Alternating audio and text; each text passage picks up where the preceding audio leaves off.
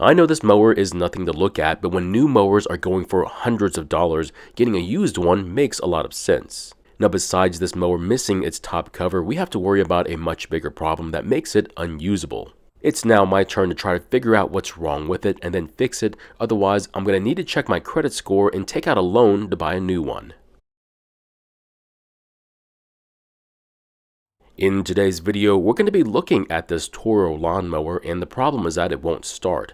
So if you missed the last video on this mower, we found out that the most likely reason was because it has a problem with the ignition system.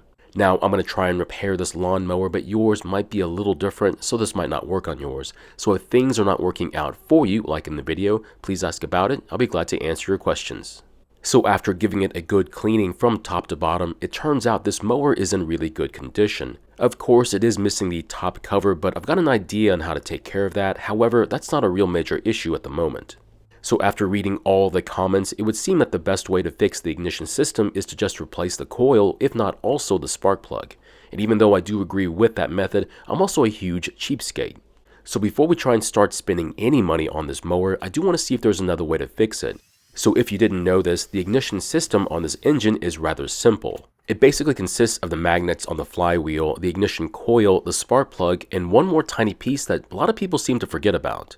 But before I check on that small part, I do want to see if the key on the flywheel is still intact and not sheared. So after taking the starter cup off the engine, we're now able to see the key sitting between the crankshaft and the flywheel. And as you can see, the key is lined up in the keyway in the crankshaft, which means it's not damaged. This is very important because it helps to correctly time when the spark happens. Now, if the key had been damaged and it was sheared, it would cause the spark to happen sooner than it was supposed to, which would cause the engine to not start. So even if we had an undamaged flywheel key, another good reason why the engine might not be starting is the spark plug itself. And based on how this one is covered in excess oil and carbon, that could be the case here. Now, of course, the best way to deal with a questionable spark plug is to just replace it, but then again, what if you don't want to replace it? Well, if that's the case, then you can try to burn off everything that's covering the end of the plug. Now, of course, you don't have to use a torch. There are other ways to clean a spark plug, but I find it faster and easier this way. Now that the plug looks a whole lot better, I want to check and see if that might have fixed our spark issue. I'll just reconnect the wire to the plug and then have it touch the metal on the engine while I spin it over with my drill.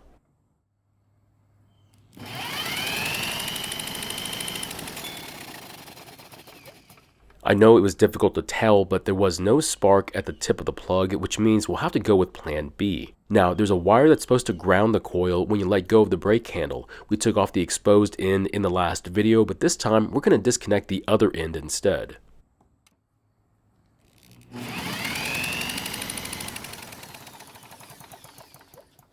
Well, what do you know? It works now. I'm not sure why that would make any difference, but after taking the wire out for an inspection, I don't see any cracks in the insulation to cause this issue. So even though I am taking a big risk, I'm going to install the same wire just like it should be and then test it again and see what happens. So the plan is, if we lose spark again, I'm going to replace the wire, but if it works, I'm going to leave it the way that it is.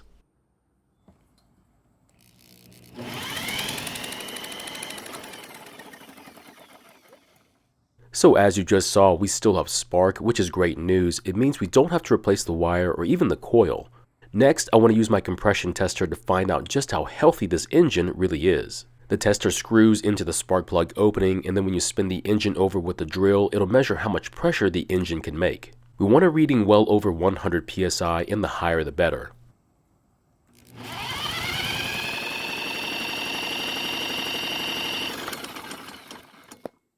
I know it's a bit tough to tell, so let me get a bit closer to the gauge. Now, as you can see, the reading is around 124 psi, which is not terrible, but it does mean that this engine does have some wear on it. However, there's still plenty of life left in it and should still have a lot of power to do its job. Now, if your reading is less than this one, it just means it has more wear on it. But if your reading is below 100 psi, just don't expect it to have a lot of power. I'm also going to make sure that all the head bolts are tight because over time, some of them will get loose. Now that we know that we have spark, I want to take this opportunity to see if the carb is in working condition as well. Also, I think I know why this engine might be a bit worn out because it looks like dirt was able to get past the air filter. I'm not sure if I mentioned it in the last video, but when I got this mower, it didn't have an air filter or the filter cover. And I can't be certain that it wasn't used like this, but there's always that chance. So just as a reminder, make sure that you do not use your mower unless you have an air filter on it, otherwise you could cause it to wear out faster than it should. So it turns out there's still some old stale gasoline in the bowl of the carb, which is never a good thing to have.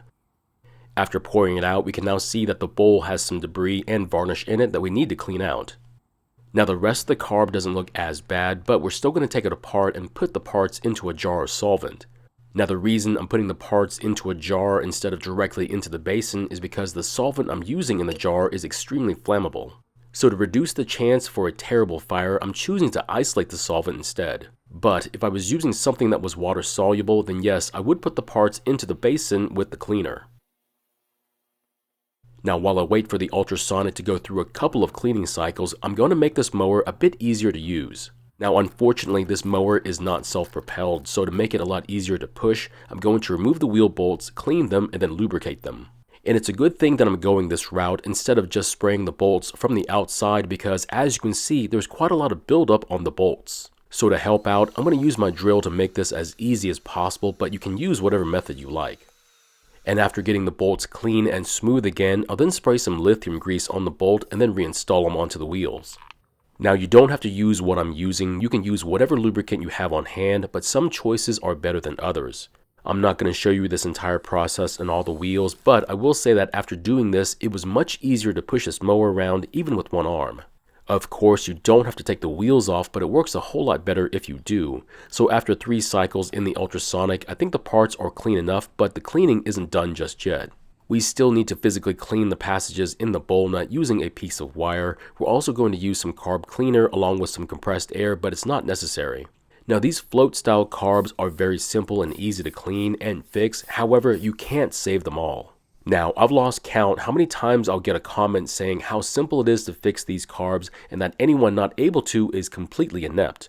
Those are their words, not mine, but I will say one thing. Most will give it their best shot, and when that doesn't work, then buying a new carb is always a great choice. Now once we get the float back onto the carb, we need to check how it's sitting in the carb.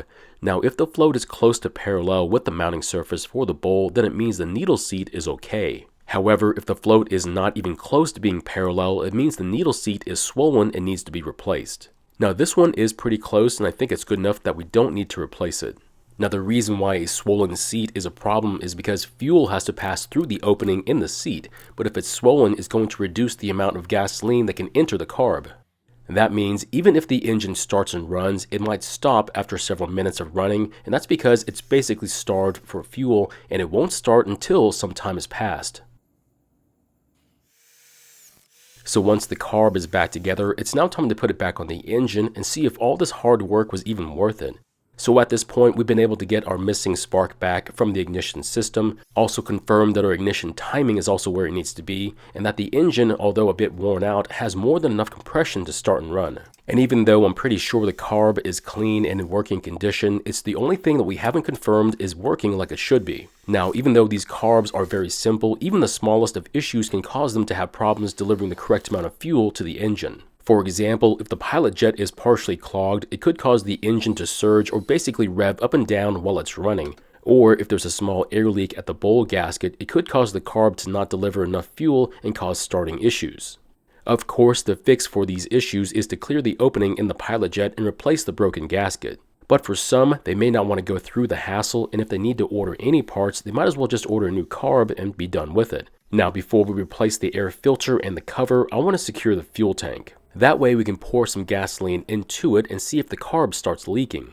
Now, it can either leak out from the front of the carb or the bottom, but after a couple of minutes, I don't see any, which means we can now move on to starting the engine. Now, if your carb is leaking any fuel, do not, and I repeat, do not start the engine. The reason why is pretty obvious, and the risk of a fire is just too high, and you'll need to figure out why it's leaking before moving on. Now, in the last video, I drained out all the old oil, so I'll need to put in the correct amount this time. Just take your time and make sure you check it often, making sure that you do not overfill it.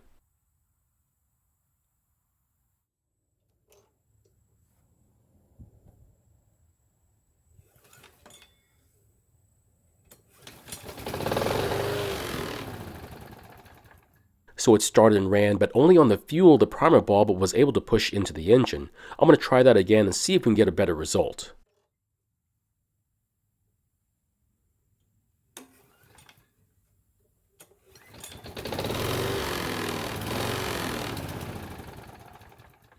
So this time it started and ran for a bit longer than it did the first time, which is an improvement, and since it's getting better, I'm going to keep trying and see if we can get it to stay running.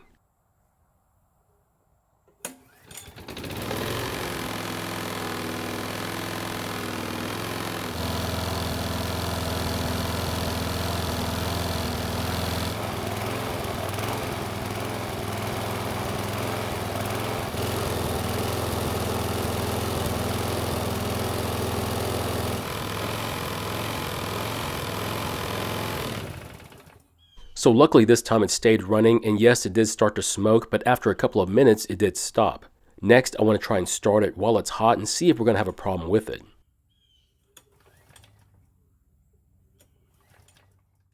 Well, unfortunately it didn't start, so next I'm going to try to prime the engine and see if it starts then.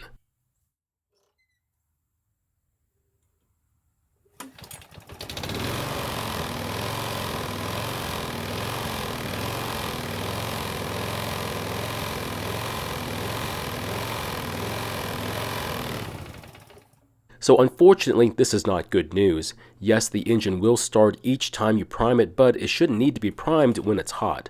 What this means is that we have a problem with the carb and we'll need to fix it before we try and sell it. So yes, I could just tell the buyer that it works, but you'll need to prime it each and every time you try and start it. But since I know that it shouldn't be that way, I have to at least try and fix it to clear my conscience.